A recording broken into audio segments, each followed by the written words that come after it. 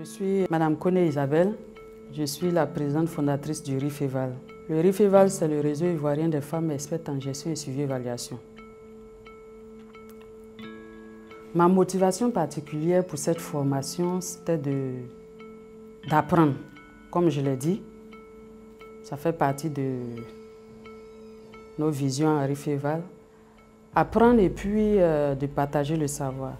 Donc j'ai voulu quand même, d'abord par curiosité et puis pour renforcer mes capacités, prendre cette formation pour pouvoir mieux partager et puis mieux mener la vision que j'ai du RIFEVAL. La formation a répondu à mes attentes. Comme je le disais tantôt, c'était d'apprendre. Et je crois avoir vraiment appris lors de cette formation-là. Oui, dans l'ensemble, oui. Comme je le disais tantôt, moi-même, je n'étais pas disponible chaque fois. Mais toutes les fois où j'ai pu prendre les cours, j'ai été satisfaite. Le fait d'allier les deux méthodes, en présentiel et en ligne, j'ai trouvé cela très bien parce que ça nous donnait la possibilité, quand on n'avait pas le temps, quand on ne pouvait pas être disponible pour venir en salle, de pouvoir le faire, de pouvoir suivre quand même les cours. Moi, j'étais au bureau et puis je suivais les cours tranquillement aussi. En même temps, j'étais des coups d'œil ici, je suivais et tout ça. J'ai trouvé cela très bien pour pouvoir permettre à tout un chacun de pouvoir prendre le meilleur de l'enseignement. Ensuite, ce que je pourrais dire de ces deux types de formation-là que vous avez alliés, c'est l'innovation que vous avez apportée.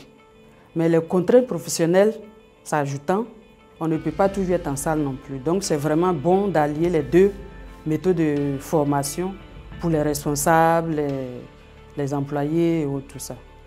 J'ai apprécié. La méthode d'évaluation contraignante, mais très pragmatique. Ça oblige l'auditeur à mettre le pied dans le plat, comme je l'ai dit. Ça t'oblige à réviser quand même si tu n'as pas pu suivre les cours, tu as le document, le support qui est là, tu regardes quand même parce que tu sais que tu as une évaluation. Et la possibilité qu'on te donne de pouvoir reprendre jusqu'à ce que tu atteignes la note d'excellence.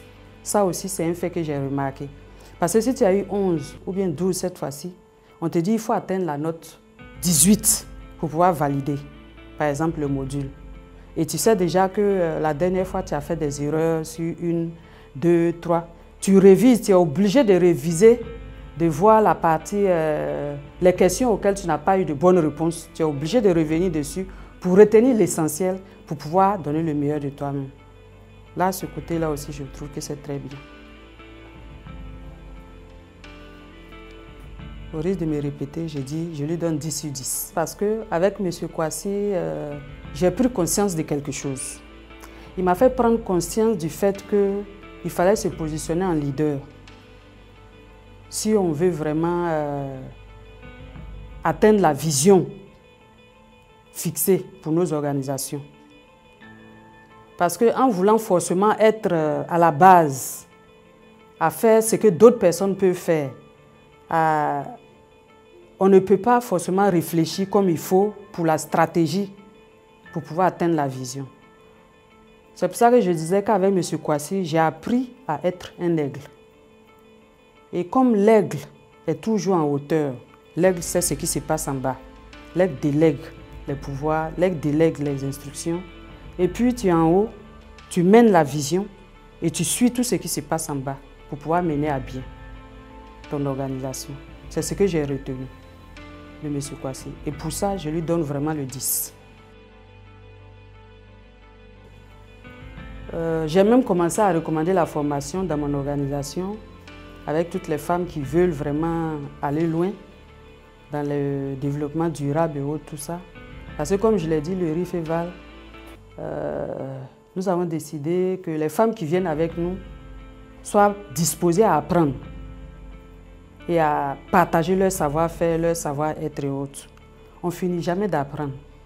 Et aujourd'hui, les nouvelles technologies, l'évolution du monde est telle que le monde en mouvement est tel que si tu n'apprends pas, tu désapprends.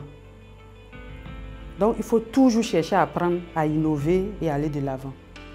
Et dans la société civile, le développement durable, où nous sommes axés pour pouvoir amener les femmes à se prendre en charge, à être autonomes et autres, on est obligé toujours d'innover, d'apprendre, d'aller vers les cabinets comme le Boost Expertise avec M. Kwasi, Mme Ouattara, pour pouvoir aller de l'avant.